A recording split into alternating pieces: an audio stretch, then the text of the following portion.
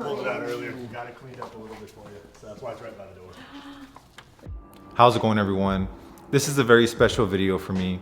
As you could tell by the title and thumbnail and this beautiful machine sitting behind me, I bought myself a new car. I have a little bit of footage that I wanted to share of the day that I went to go pick this up, which was a very special moment for me and for my family. But before I show you that, I kind of wanted to give you a little background story, kind of explain a little bit of why I bought this car, what it means to me, and what it means to the channel. So back when I was in high school, 16 years old, I bought my first car, which was a 1996 Toyota Celica. If you don't know which one that is, it's the one with the 4 circle headlights in the front. And I absolutely love that car. I did a full conversion to the GT4, which is the Celica that was released only in Japan and the UK, I believe. I converted everything except for the drivetrain. It was still front wheel drive, but I did an engine swap. I did a different transmission swap. I went from automatic to manual, full body conversion, and I just loved every bit of it. During this time, I had some people around me, some friends, even family, who weren't very crazy about the Japanese cars, the import scene, the JDM culture, all that stuff. So over time, I kind of let these things get in my head and I decided to sell the car. Well, I didn't want to sell it because I didn't want anybody else to have my car. So I decided to part it out, which is what I did, and bought myself a truck.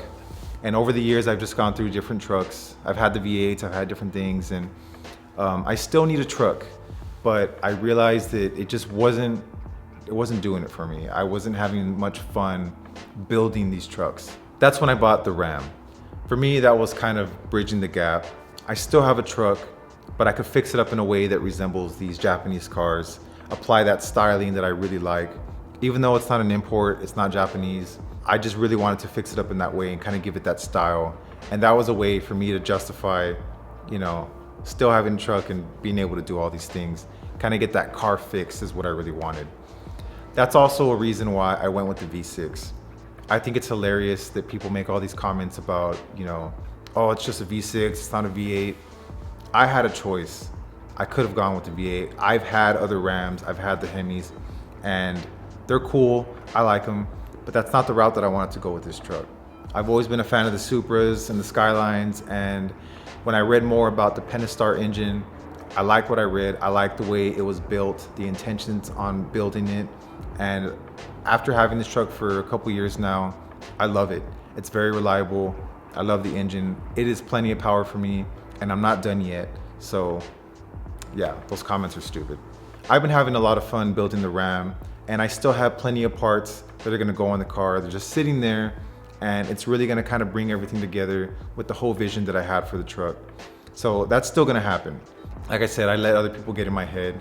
I finally decided, you know what, man, I like these cars. I really enjoy them, and I want one. I wanna get another one. And did a lot of research. I was looking around, and the RX-7 is a car that I've always enjoyed, I've always liked. It wasn't my original dream car, but for the past year or so, I've been really eyeing them. I've been really wanting one, looking more into them, doing a lot of research, and I finally decided I needed to have one. I found a company out in Houston, Texas called Red Sun Racing, and they were able to help me source the car. So I won the car at auction in Japan, and these guys were able to get everything sorted out, all the paperwork, customs, shipping, all that good stuff.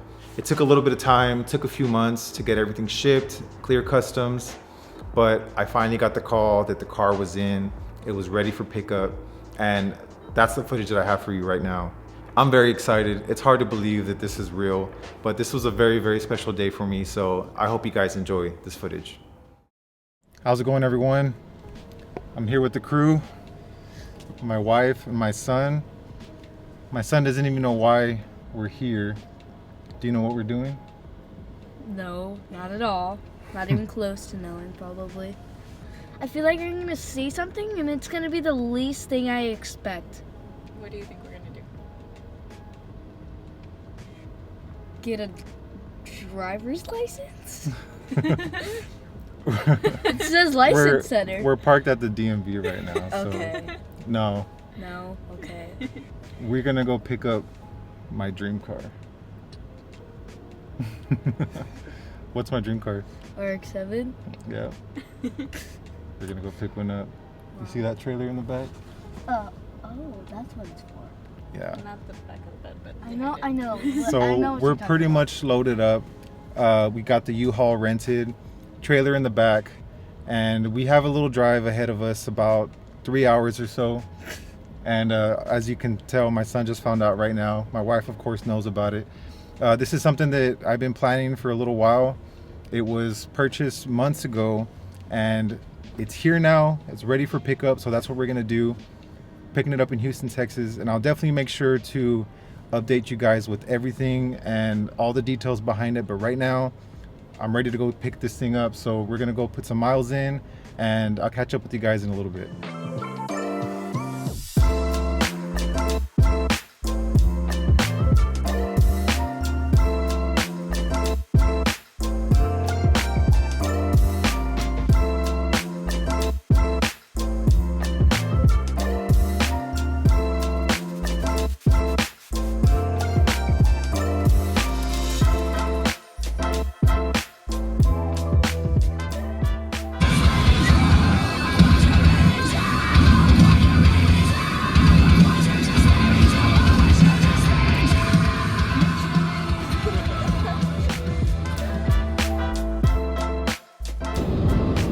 All right, 47 miles, a little under an hour to go.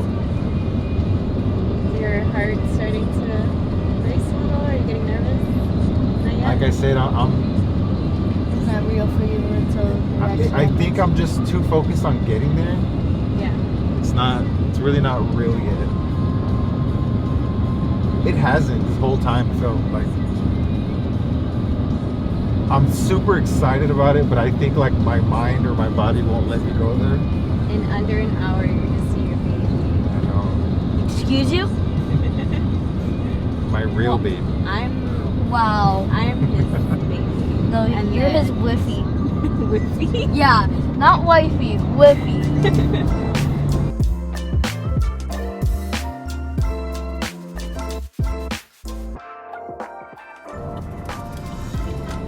In 2.4 miles, turn left. What happened? Tell me I'm nervous. Yes, I am. Tell me, what do I do? It's gonna be this turn right here. I will put my sleeves around your leg. Alright. So we're just turning in. Yeah.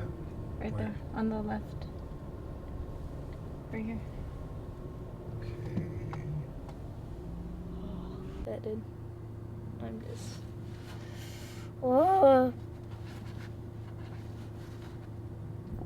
That piece there. I wanna honk this so bad. Ooh, skills.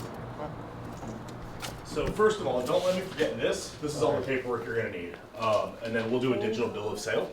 Sweet. That way you can just refresh it if you don't get the VTR done right away or whatever, instead of the late penalty. And your car's back here. We might need Mark, in case we gotta jump it, but I pulled it out earlier. We got it cleaned up a little bit for you, so that's why it's right by the door. It looks so nice. It looks really good. Oh. It's crazy, man, because I've seen a bunch of pictures of like this place of being here. Yeah, usually I pull it in a little further, but I wanted it to dry off and everything else.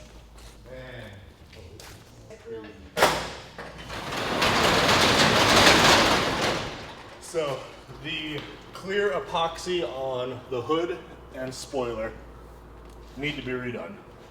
Carbon fiber that sits out of port seems to happen always.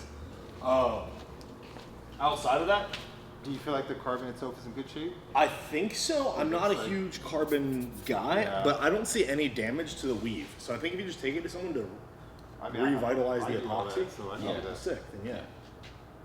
I didn't see Yeah, any I cracking when I went over I it. really think it's just going to be the epoxy. Only other negatives that we've noticed. I don't even think it's a vacuum leak anymore. I think your issue is a starter. The starter, which is even easier. Yeah. When we tried to crank it earlier, it took a little bit. We tapped the starter and started right back up. Okay. And now it's not doing the other stuff that it was before. And that was just when we were trying to start it, and it sounded like it was hissing. It was just Oh, is that what you're talking about? Yeah. It like a hollow sound. yeah, it's like a hollow sound, and it was coming from the front, but the starter for this thing is like right up under the front wheel. So This is nice. It's super nice. The interior on this one is probably one of the nicest FDs I've seen. Really? Yeah, like genuinely speaking, we were all blown away by some of the stuff that it had in it. That's good to hear. Dude, I've never used Up on it. And I would say if you want to pop the trunk, that's where all the cool, crazy stuff is. Pop the trunk. Should be right by the seat. There you go. Let it? That's the one. All right. It has that smell. Yeah. Weren't you hoping for that smell? Well, I was curious. It honestly smells a lot like my car. So the crazy thing about back here is all of your tools and stuff are still there. Yeah, that was pretty crazy to me. And I think I showed you still have like a little Advan center cap tool, right? Yeah, Yeah. that's awesome. Like people pay like $250 for that thing as is. So That's awesome. Are you excited? I'm very excited. I'm still like, it's really cool. Still processing it all? I don't even know how this whole left hand thing is gonna go. I mean, right hand. it's not hard. It's really the easiest thing in the world. If you don't fit, I'll fit. You can't drive it? Trust me, I can. Slow down. Oh yeah. Oh. I do. It's a little tight, but I do fit. Yeah. It honestly looks like there's more room than I was picturing, though. There's more room than you're picturing, or Yeah. there's not. No, there is. From what I was This isn't thinking. bad. I could definitely see the whole leg thing though. Not bad. A lot of the FD guys as well will realign the seat brackets and push them back a little further to give you some more room. Yeah, I plan on going probably aftermarket seats anyway, and also just so I can bring them down too. For And then the wheel, too, the detachable wheel. Yeah, I already got a new steering wheel. Okay. A tad smaller. Man, this is actually very nice. No, it's like the interior on this thing is mint. Yes, so first is still far to the left and up. Second is right below first. Then third is up. This is so weird already. It can be, but I promise it's not that bad. The only thing that's gonna screw you up, and I'm gonna warn you right now, is your turn signals windshield wipers. I still screw that. And then now. Keep holding it. Sometimes rotaries take a little bit Yep. of time.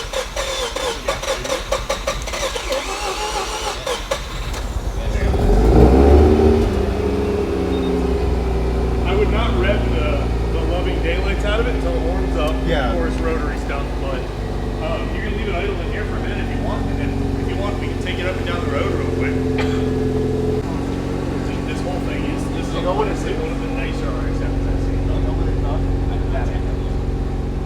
It's not like a notch. No, but I will say once you put it into boost and rev it, it's loud. Your blow-off valve in this thing is also sick.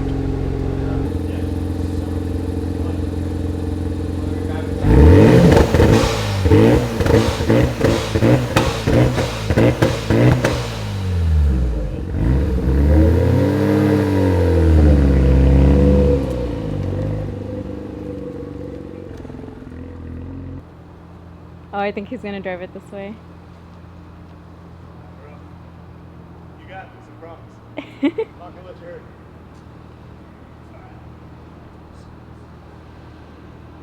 So I have to deal with this. Yeah, this is how I feel like every time the car goes out the door.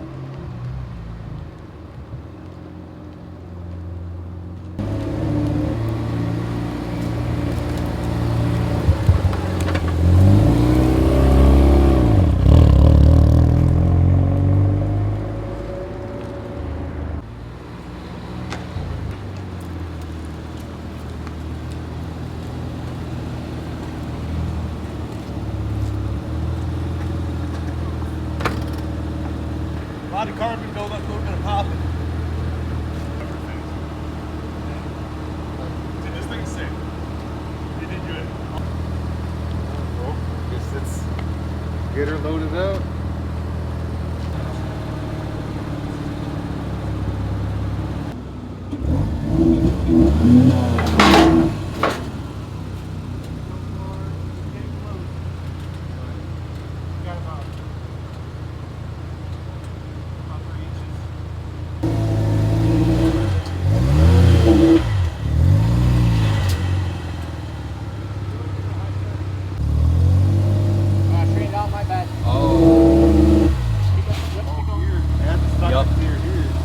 Yeah, we might have to take that front lip off. This is the closest thing you have to a title right now. This is the Japanese export certificate.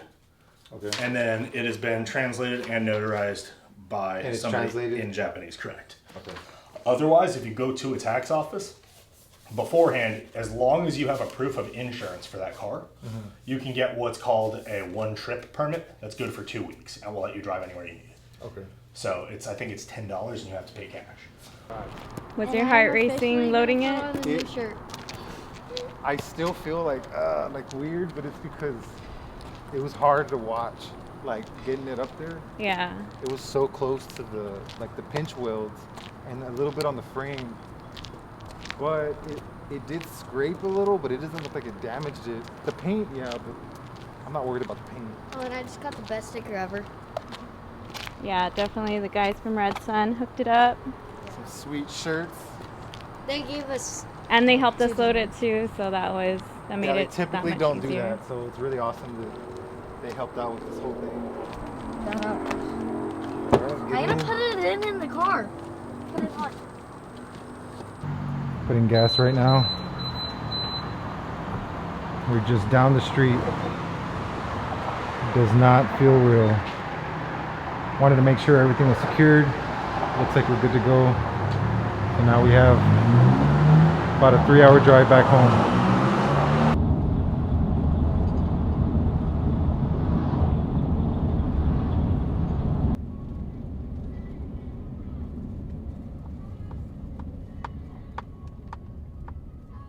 Finally made it back home.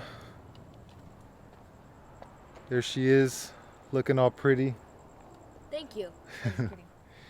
It's been a long drive, but it looks like it got here safe, so that's all that really matters. I think this is gonna stay here overnight. We're gonna have to figure out how we're gonna get this thing unloaded, but for now, it's home. That's all that really matters. I'll definitely update you guys in the morning once we get everything unloaded, but for now it's home, so I'm happy. As you just saw, we were able to get the car home safe and sound, thankfully, but we did have some trouble loading the car onto the trailer because it was so low. So I knew I was gonna need some help unloading it. So the next day, I gave my cousin Renee a call. Shout out to him. He came out to help me. He assessed the situation and quickly decided that we needed to air out the trailer tires.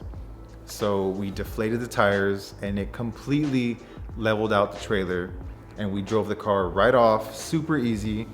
It was such a genius idea. I wish that I would have thought of it, but that's why he's awesome. So once again, thanks cousin. I've had the car now for about 2 months. I was trying to wrap up the interior project on the Ram, and I was also trying to get the car registered. That was a huge headache in itself, but I was finally able to get that all done. She's 100% registered now. There was also some little mechanical issues that I was facing with this car, which was very much to be expected. And I believe it is fuel related. So when I got the car, it wasn't fully boosting. It was hitting about 3,000 RPM and it would start backfiring. It would start bucking. It didn't want to go. You really had to ease into it. And as soon as you hit boost, it just wasn't having it. So I did a lot of research, was looking around. I felt like maybe it was fuel related because I could smell the bad gas that was in this car. So I tried to run that through, put some fresh gas. I even ran a fuel cleaner through it, an injector cleaner, just to see what it did, see if it would respond. And it did. It started running better. It's boosting more now, still not 100%, not like it should, but that led me to believe that it is fuel related. So I pulled the fuel pump just to take a look, and that thing is in rough shape. It's rusted to hell. I don't even know how it's still working, but it is, and it runs and everything. But I've been sourcing the parts, getting everything together. I think I have everything I need now to completely redo the fuel system. So that's my goal right now, is just to get this thing running the way that it's supposed to so I can actually enjoy it and see what it can do. For those of you who have been following along on the Ram build, I'm still gonna be working on the Ram, so don't worry. But this car is something I've been wanting for a long time. So this is just kind of the introduction into the channel. I do wanna give you guys a full walkthrough of the entire car, but that's gonna be for the next video. I just kind of wanted to introduce it, tell you a little bit about it, why I got it. But besides the fuel, besides all that, this is a solid base of a car. So kind of a funny story. I was driving the car to the garage for the first time, and on the freeway, I lost both of the lens caps on the headlights. So that was fun. But thankfully, I did buy some new ones, some brand new OEM ones, so we'll be installing those very soon. But here she is. Body is extremely straight. Advan wheels, 17s. Carbon fiber hood. It's in pretty rough shape. The wing is also in rough shape. I'm not a huge fan of the wing, but it's how she came. The interior is in extremely good condition.